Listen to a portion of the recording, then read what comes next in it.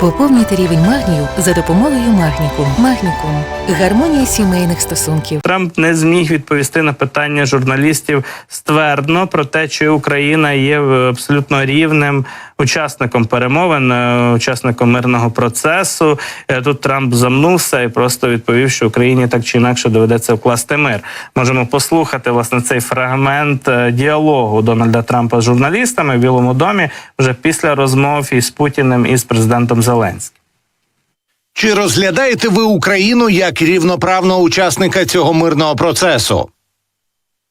Це цікаве питання. Я думаю, що їм доведеться укласти мир. Людей вбивають, це не хороша війна, і я думаю, що їм доведеться укласти цей мир. Ось що я думаю. Ми поговорили з президентом Путіним, зрештою ми очікуємо на зустріч. Фактично ми очікуємо, що він приїде сюди, а я поїду туди. І ми зустрінемося також, мабуть, у Саудівській Аравії вперше. Побачимо, чи зможемо ми щось зробити.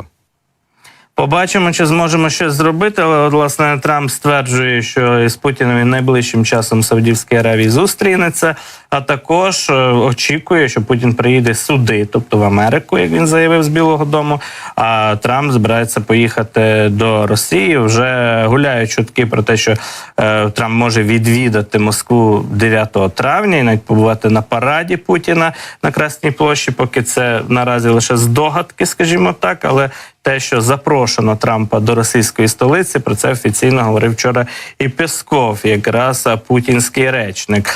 І, власне, відразу ж таки після розмови з Путіним відбулася розмова по телефону Дональда Трампа із президентом України Володимиром Зеленським. Розмова тривала близько години, і Володимир Зеленський написав про неї у своїх соцмережах, як і сам Трамп про це теж написав. Власне, позиція Зеленського була такою. Поговорив з Дональдом Трампом, тривала розмова про можливості досягти миру, про нашу готовність працювати разом на рівні команд, наші технологічні можливості, дрони та інші сучасні виробництва. Вдячний президенту Трампу за інтерес до того, що ми можемо зробити разом. Обговорили розмову зі Скоттом Бесентом, міністр фінансів США, вчора був у Києві, і підготовку до нашої нової угоди щодо безпеки та економічної і ресурсної взаємодії. Президент Трамп поінформував мене про деталі своєї розмови з Путіним. Україна більше за всіх хоче миру. Визначаємо наші спільні з Америкою кроки, щоб зупинити російську агресію, гарантувати надійний і тривалий мир. Як сказав президент Трамп, let's get it done. Домовилися про подальші контакти і зустрічі. І маємо теж коментар президента Зеленського у зверненні, уже вечірньому зверненні до народу України, де теж згадує про цю розмову з Дональдом Трампом український президент. Послухаємо цей коментар.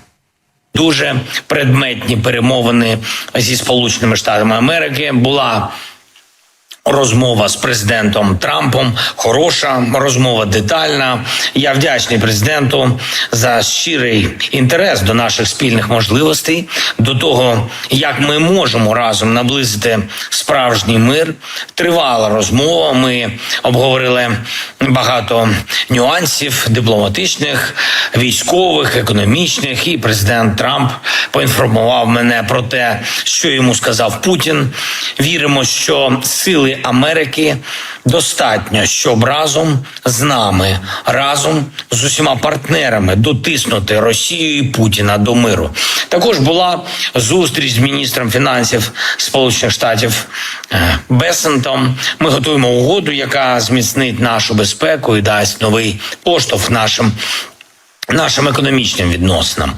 Ми плануємо всі деталі опрацювати і так, щоб вже в рамках Мюнхенської конференції та наших зустрічей там з американськими представниками, зокрема віце-президентом Америки Венсом. Отже, бачимо, що дивиться в майбутнє український президент. Найближчим часом очікує зустрічі з віце-президентом при Трампі, віце-президентом США Джейм Ді Венсом у Мюнхені. В ході Мюнхенської безпекової конференції відбудеться зустріч обох делегацій України і США. Її очолить якраз американського боку віце-президент Ді Венс. І знаємо також, що вже наговорили багато трампійські посадовці, міністри, члени уряду перебувають перебуваючи в Європі щодо завершення війни України проти Росії, щодо бачення безпеки, гарантій безпеки. І цих гарантій безпеки, якщо коротко, Сполучені Штати Україні не дають. От, зокрема, власне, очільник Пентагону, міністр оборони Сполучених Штатів Америки Піт Гексет заявив напередодні, перебуваючи в Брюсселі, в штаб-квартирі НАТО, що Сполучені Штати точно не будуть відправляти свої війська в Україну навіть у рамках миротворчих місій. На це навіть не варто розраховувати Україні.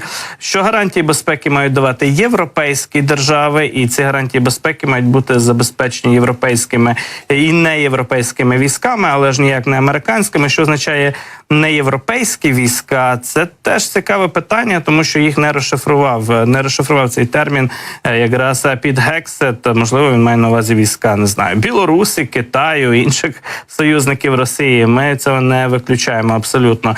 Знову ж таки, Гексет заявив учора про те, що повернення до кордонів України до 2014 року не є реалістичною метою, на думку США і на думку уряду Трампа. Це теж дзвіночок, який, варто нам до нього прислухатися, тому що Сполучені Штати не будуть наполягати, не будуть тиснути на Путіна, аби той звільняв окуповані території. Якщо президент Зеленський говорить в своєму зверненні, що будемо тиснути, дотискати Путіна спільно зі США, то Трамп не збирається Путіна дотискати. Ми це вже бачимо по усій риториці і Трампа, і його найближчих соратників.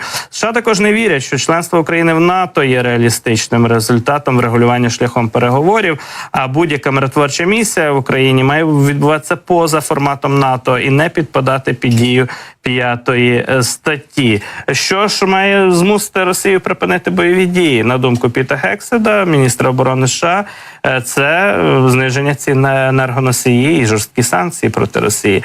Отака наївна віра, що економічний фактор має примусити Путіна підняти лапки вгору. Взагалі, за підсумками вчорашніх дзвінків Трампа Путіну та Зеленському, міжнародна преса фактично рясніє заголовками такими дуже скептичними щодо Трампа і дуже критичними щодо нього. Наприклад, Політіко пише про те, що все це виглядає на примус України до превентивної капітуляції. Так коментують ситуацію європейські дипломати з НАТО, зокрема про зміну політики США. Кілька дипломатів НАТО повідомили Євроактів, що їх неприємно здивувало те, що ці заяви лунають ще до початку мирних переговорів щодо України, тобто США здають позиції, ще навіть не почавши з Росією серйозну предметну розмову. Ну і екс-радник Дональда Трампа з питань нацбезпеки Джон Болтон, ще за першої каденції Трампа посідав він цю посаду, заявив в ефірі CNN, що Путін вчора не міг бути щасливішим, ніж він був.